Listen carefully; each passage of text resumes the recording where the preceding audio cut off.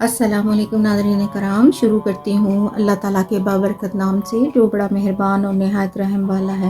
حضرت عبداللہ بن عباس سے روایت ہے کہ حضرت محمد صلی اللہ علیہ وسلم کی جان پاک قندیل میں اللہ تعالیٰ کی تسبیح عرش معلیٰ پر پڑ رہی تھی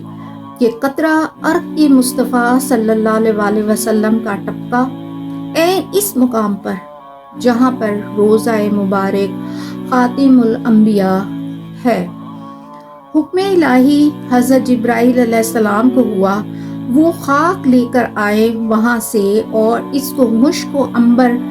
سے ملا کر معطر کیا گیا اور اسے پیشانی آدم علیہ السلام کے مل دیا گیا اور نور ان کا دو چند ہوا اور ان کی پیشانی کا نور عرش تک چمکتا تھا۔ وہ نور اصل میں حضرت محمد صلی اللہ علیہ وسلم کا تھا۔